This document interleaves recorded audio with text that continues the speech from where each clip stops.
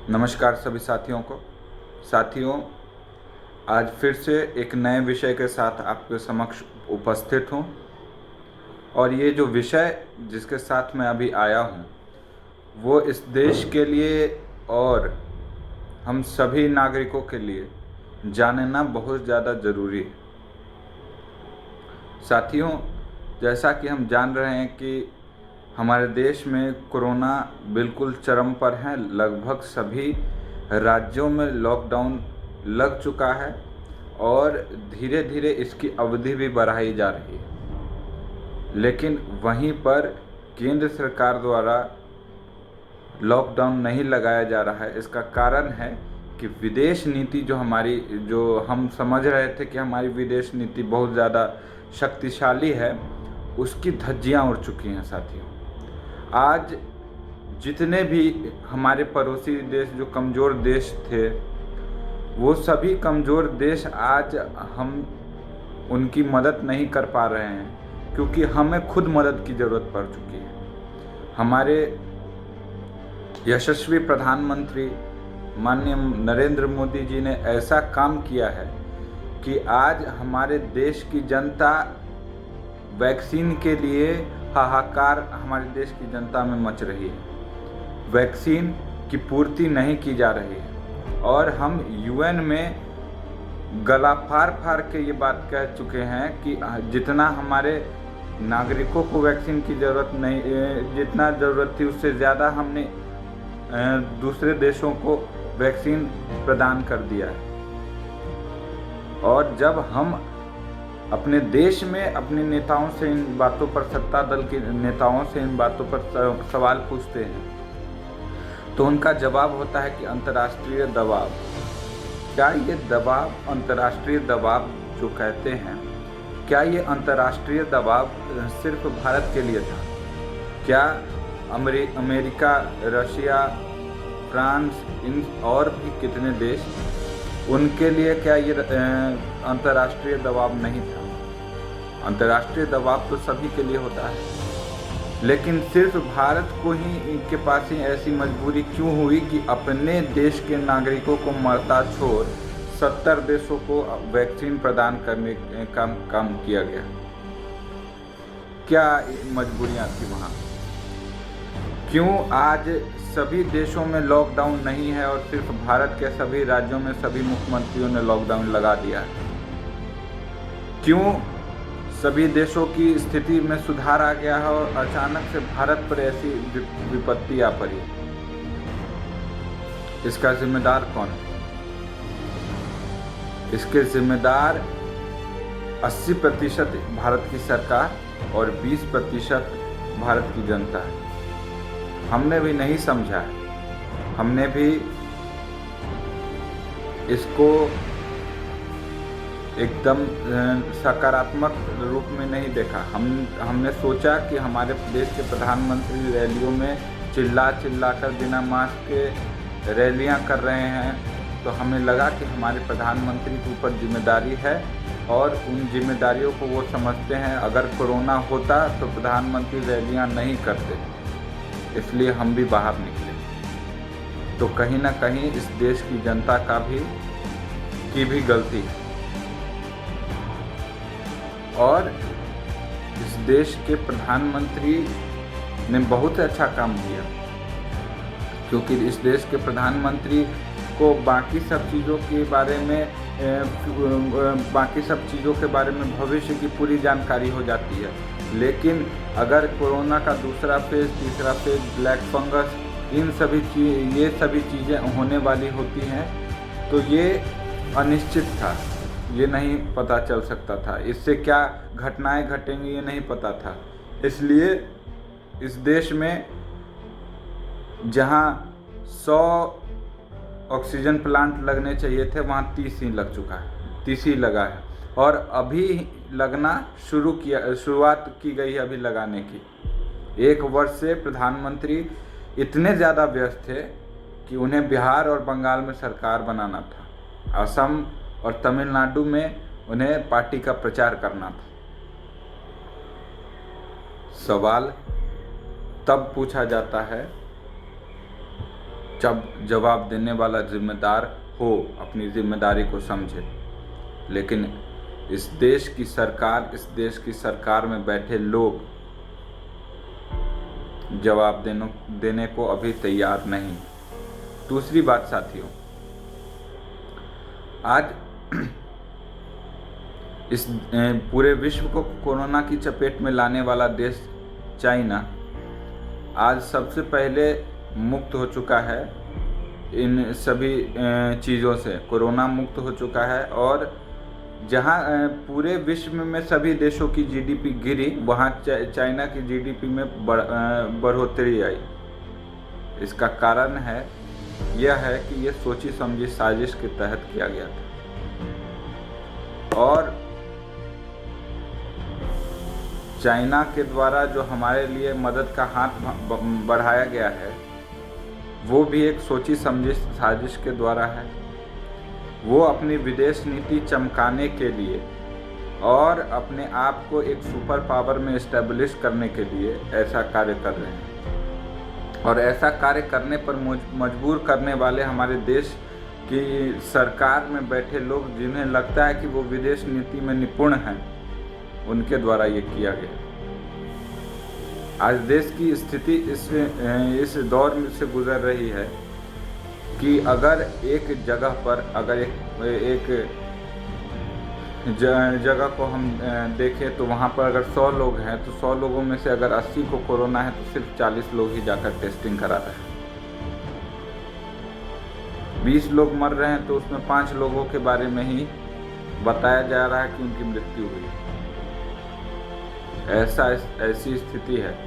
लाश गंगा मैया की गोद में है, और गंगा माँ भी उस लाश को अपने में समाने में असमर्थ हैं। लाशों को कुत्ते खा रहे हैं, चील कौवे खा रहे हैं, और जब इस बारे में बात की जाती है तो कुछ लोग जो सत्ता दल के जो समर्थक और जो सत्ता दल के कार्यकर्ता होंगे या भारतीय जनता पार्टी के कार्यकर्ता होंगे, मैं मुंह खोल के बोलता हूँ, मुझे डर नहीं है किसी का, भारतीय जनता पार्टी के कार्यकर्ता होंगे, वो कहते हैं कि उनके घर वाले कैसे हैं जो लाश को ऐसे फेंक दिए। अरे भाई क्या करेंगे घर वाले? आप आकर ज़मीनी स्तर पर तो देखिए।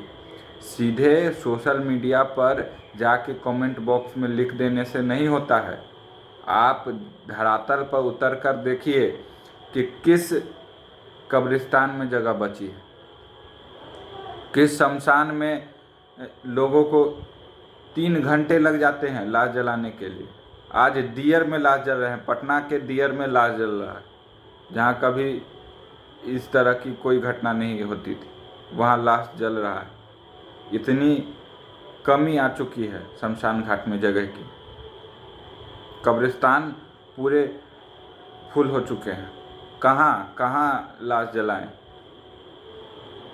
और जो लोग मर रहे हैं वो लोग कोरोना से मर रहे हैं। जो लोग लाश जलाने जाएंगे वो लोग वहाँ पर अगर लाश जलाएंगे तो वो लोग कोरोना से मर जाएंगे, तो उसके लिए फिर जिम्मेदार कौन होगा? तो आप लोग कहेंगे कि लोगों को ही दिमाग नहीं है, लोग ही जा रहे हैं लाश जला रहे हैं, लोग सरकार को लाश नहीं जमा कर रहे हैं, अस्पतालों में लाश जमा नहीं कर रहे हैं, लोग खुद से लाश जलाने जा रहे हैं और लोगों को कोरोना हो रहा है। आपके पास बहाने बहुत है सर, लेकिन आपसे हाथ जोड़कर गुजारिश है कि इस देश को बचाएं, इस देश के लिए कुछ करें। और प्रधानमंत्री जी, मैं बार बार कहता हूं कि 130 करोड़ जनता के प्रधानमंत्री हैं, न कि भारतीय जनता पार्टी के प्रधानमंत्री हैं। तो भारतीय जनता पार्टी के प्रचारक, स्टार प्रचारक न बनते हुए देश के प्रधानमंत्री पद का दायित्व संभाल लें, ये उनके लिए सबसे ज़्यादा महत्वपूर्ण है इस समय में।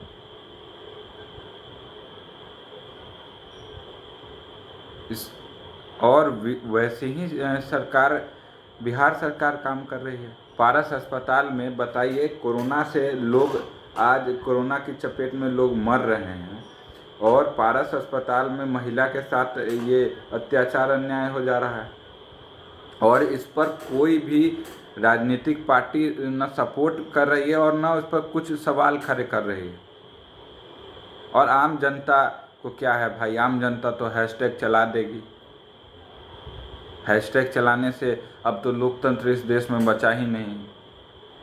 32 साल पुराने केस में किसी को गिरफ्तार कर लीजिए क्योंकि वो आपके ऊपर सवाल खड़े किए कि आपने क्यों अपने घर में एम्बुलेंस जमा करके रखा है। कृपया इस प्रकार की राजनीति न करें। कृपया विकासवाद की राजनीति करें, कृपया विकास की राजनीति करें और राजनीति नहीं सेवा नीति करें। आपको सेवा करने के लिए जनता ने वहाँ बैठा है। तो आशा है आप इस बात को समझेंगे। और भारत की विदेश नीति किस प्रकार से खराब हुई है, इस बात को मैं आपको किस प्रकार से समझाऊं कि भारत जहां एक अच्छे पोजीशन में जा रहा था, अच्छे स्थान में पहुंच रहा था, हमें खुशी हो रही थी, सरकार की हमने सराहना भी की इन सब चीज़ों में, लेकिन वहीं एक अपनी सत्ता को चमकाने के लिए उतना बड़ा जो उतना बड़ा मेहनत, उतना बड़ा जो जनता का ही पैसा है ना, टैक्स से जो पैसा आता है वो जनता का ही पैसा ना, तो उतना बड़ा जो है, उतना बड़ा जो टैक्स का पैसा है, उतना बड़ा जो इन्वेस्टमेंट हमारा हुआ, वो तो सब व्यर्थ चला गया। अभी भारत को सब थू थू थू थू कर रहा है क्योंकि भारत की स्थिति ऐसी है। इंटरनेशनल मीडिया हमें इस तरह से बता रहा है कि भारत के लोगों की स्थिति इस प्रकार से खराब है कि लाश जलाने को जगह नहीं मिल रही, वहाँ थू थू हो रहे हैं। और यूएन में जाकर चीख चीख के कह रहे हैं कि हमारे पास हमने सबको दान में दे दिया। क्यों दान में दिया भाई, क्या ज़रूरत थी दान में देने की? पहले खुद का घर लोग अच्छा हमारे घर में आग लगा रहेगा, हम जाएंगे बगल के घर में, वो बगल के घर में थोड़ा सा नीचे ज़मीन में आग लगा रहेगा, अब मेरे पूरे घर में आग लगा रहेगा, तो हम अपने पूरे घर के आग को बुझाएंगे कि उसके थोड़ा ज़मीन को बुझाएंगे? पहले अपने घर को सुरक्षित कर लेंगे, अपने घर के सभी नागरिकों को, अपने घर के सभी परिवार के सदस्यों को सुरक्षित कर लेंगे, सबको देख लेंगे कि सभी सुरक्षित हैं, सभी ठीक ढंग से हैं, तो फिर हम जाके उनके पास जाएंगे। कि पहले उनके पास चल जाएं, अपने परिवार को मार दें? ऐसा तो नहीं हो सकता है।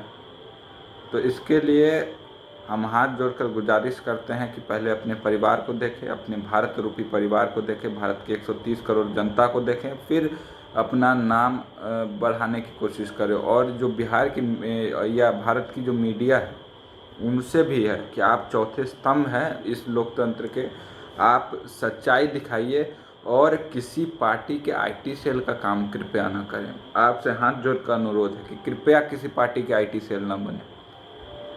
आप दिखाए वहीं जो इस देश के लिए ज़रूरत है। मतलब गजब इस देश की स्थिति है। इस देश की कुछ अब मैं क्या नाम बताऊं आपको, कुछ इस देश की जो न्यूज़ चैनल है, कुछ इस देश के, मोदी वर्सेस ऑल। अरे भाई, मोदी वर्सेस ऑल नहीं हो रहा है यहाँ। मोदी से हम सवाल किससे करेंगे? राहुल गांधी कौन है? लालू यादव कौन है? तेजस्वी यादव कौन है? हम इससे सवाल काहे करेंगे? इससे सवाल उनके क्षेत्र की जनता करेगी। हम सवाल करेंगे जो हमारे मुख्यमंत्री प्रधानमंत्री हैं उन्हीं से सवाल करेंगे ना, कि सवाल हम करेंगे तेजस्वी यादव से, और सवाल हम करेंगे पप्पू यादव से, और सवाल करेंगे हम राहुल गांधी से, और कांग्रेस से नेहरू जी मर गए उनसे सवाल करने जाएं? आप पहले स्वास्थ्य व्यवस्था सुधारिए। तो इन्हीं सब चीज़ों के साथ अपने इस वीडियो को मैं ख़त्म कर रहा हूँ। बोलना बहुत चाहता था, लेकिन एक अच्छी वीडियो मैं बनाने की कोशिश कर रहा हूँ। एक अच्छी वीडियो के रूप में वीडियो आपके सभी के सामने आएगी और उसके बाद हम पूरी चर्चा करेंगे कि भारत की स्थिति क्या है इस समय। आप सभी का धन्यवाद। घर पे रहें, सुरक्षित रहें, और आपको सुरक्षित रखने के लिए कोई नहीं है, इस बात को समझें, और आपके साथ कोई नहीं है, इस बात को समझें। अपनी सुरक्षा अपने हाथ में ले और घर पे रहें, मास्क का उपयोग करें, हाथ को साबुन से नियमित रूप से धोते रहें, और लोगों को, जो लोग अगर आपके घर से बाहर निकल रहे हैं उनको मना करें घर से बाहर निकलने के लिए। आप सभी का धन्यवाद। नमस्कार।